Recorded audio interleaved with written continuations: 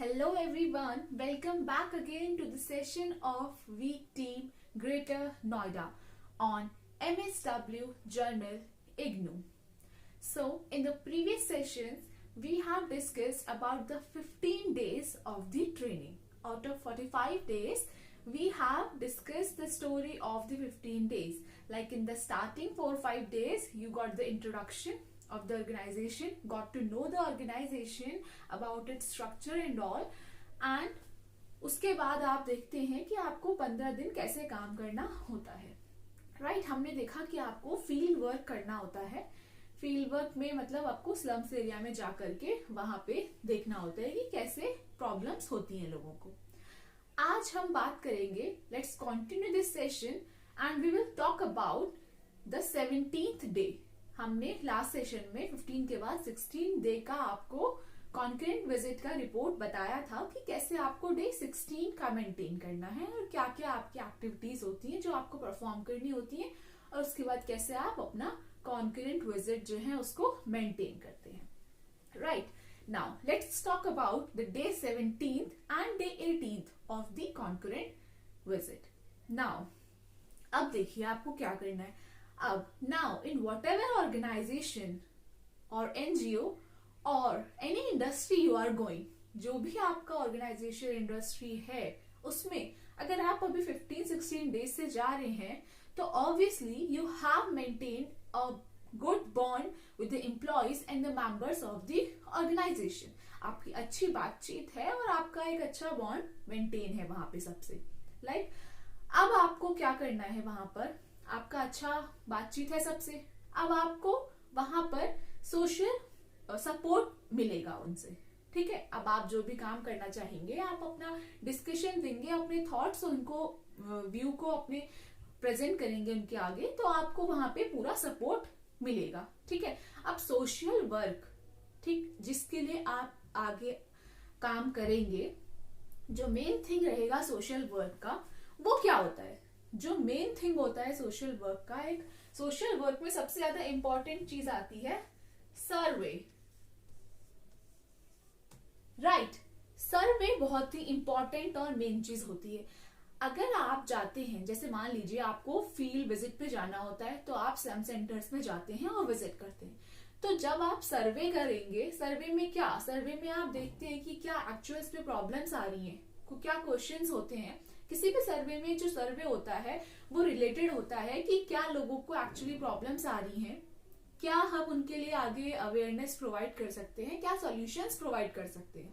आपको ये सारी चीजें जो भी वो प्रॉब्लम फेस कर रहे हैं, इश्यूज, चैलेंजेस, वो सर्वे के थ्रू पता चलते हैं. ठीक है, तो मेन पार्ट होता है, एक बहुत ही इंपॉर्टेंट पार्ट सोशल वर्क का, वो होता है सर्वे. आगे चलते हैं, अब देखते हैं, बात करते हैं.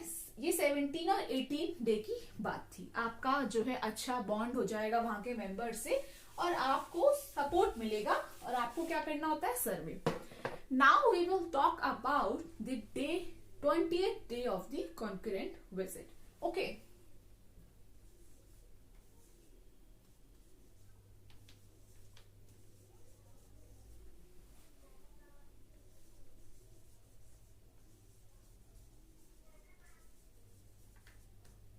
विजिट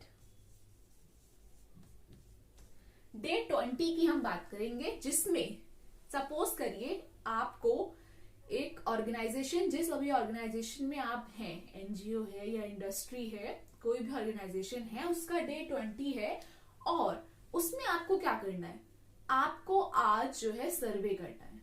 ठीक है, जो आपका डे 20 है वो आप फील्ड विजिट में गए हुए हैं. मान लीजिए जो भी ऑर्गेनाइजेशन है उनका एक स्लम सेंटर है, आप उस स्लम सेंटर में जाएंगे फील्ड विजिट के लिए और आपको आज सर्वे करना है. अब आप अपने मेंबर्स के साथ जाएंगे, जो भी आपके टीम मेंबर्स हैं. ठीक है, आप ये काम वहां पे करेंगे, फिर इसको आप अपनी कॉन्करेंट रिपोर्ट जो है आपके विजिट 20 डे की होगी उसमें मेंशन करेंगे. Right, now what you will do in the survey. आप वहां जाएंगे तो क्या आप देखेंगे सर्वे में. ठीक है, देखते हैं कि क्या क्या चीजें आपको देखनी है वहां पे. सबसे पहले आप घर घर पे जाएंगे और जो जो भी फैमिलीज होंगी वहां देखेंगे नंबर ऑफ किड्स.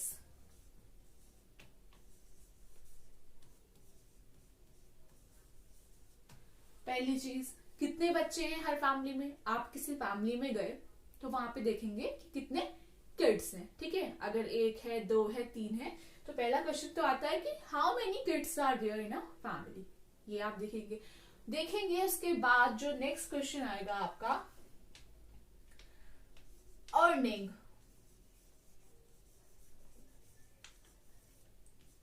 अर्निंग में आप क्या देखेंगे कि क्या सोर्स ऑफ अर्निंग है, ठीक है। कितने मेंबर्स हैं जो अर्न करते हैं फैमिली में, ठीक है। तो ये आप देखेंगे। क्या नॉर्मल और क्या एक फैमिली की आगे जो है अर्निंग रहती है, साल की जो भी है, मंथ की, या जो भी पर डे की इनकम होती है, वो क्या एक फैमिली की अर्निंग रहती है। उसके बाद आप देख सकते हैं जो थर्ड रहेगा, नंबर ऑफ किड्स, अर्निंग। उसके बाद आप देखते हैं कितने मेल और कितने फीमेल मेंबर्स हैं, राइट।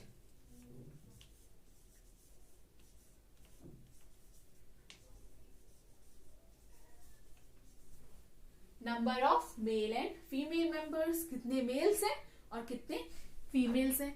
और भी कुछ इंपॉर्टेंट क्वेश्चंस हैं, जैसे कि देखिए,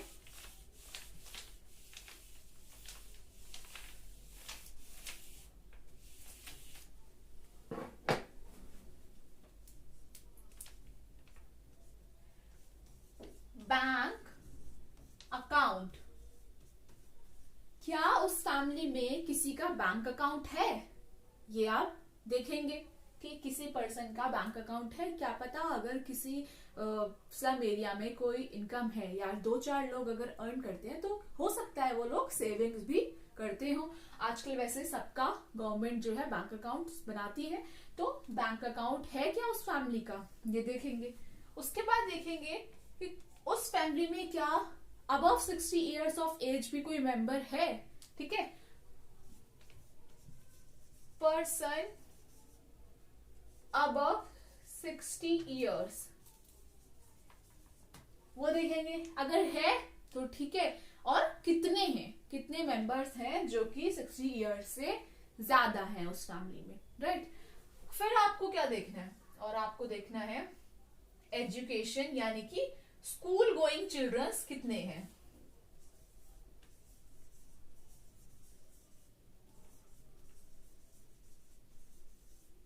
उस फैमिली में बच्चे स्कूल जाते हैं, अगर जाते हैं तो कितने स्कूल गोइंग स्टूडेंट्स या फिर किड्स वहां पर हैं। तो ये सारा डाटा जो मैंने आपको बताया, आप इसमें और भी चीजें देख सकते हैं, ठीक है। तो ये आप जो है ये तो देखना ही देखना है। अगर आपको कोई और क्वेश्चन स्ट्राइक करता है कि सर्वे में ये चीजें भी आ सकती हैं स्लम एरियाज में, तो वो आप इसमें इंक्लूड करेंगे, और आपको वही सारी चीजें घर घर में जाकर के हर फैमिलीज के लिए देखनी है, राइट। अब देखिए, अब आप गए हैं स्लम एरिया में, अब आपने देखा कि वहां पे सर्वे भी कर लिया, प्रॉब्लम्स क्या क्या हैं ये जान ली। नेक्स्ट क्या करना है आपको, अब देखिए प्रॉब्लम्स क्या क्या फेस करते हैं। जो प्रॉब्लम्स होती हैं स्लम एरियाज की, बहुत सारी प्रॉब्लम्स होती हैं, ठीक है। वो क्या क्या प्रॉब्लम्स होती हैं,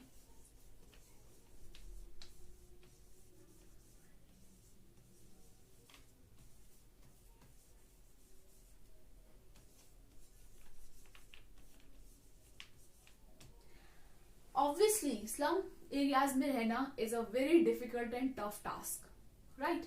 लोगों के पास बहुत सारे रीजंस होते हैं और बहुत सारे चैलेंजेस और इश्यूज वो आए दिन एवरी डे हर डे बेसिस पे वो फेस करते हैं। जैसे क्या क्या प्रॉब्लम्स हो सकते हैं ये देखते हैं।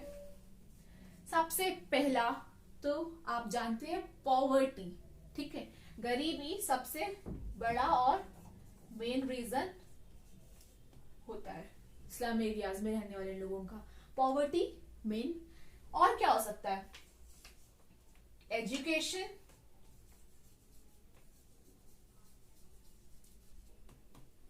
पॉवर्टी, एजुकेशन, डोमेस्टिक वायलेंस, ठीक है। एजुकेशन तो वहां पे नहीं होती लोगों के लिए, लोगों के पास एजुकेशन के लिए इतना फंड नहीं होता, इतनी अवेयरनेस नहीं होती है कि गवर्नमेंट उनको इतनी फैसिलिटीज भी प्रोवाइड करती है, उनको नहीं पता होता, they are not aware of these facilities और देयर राइट्स।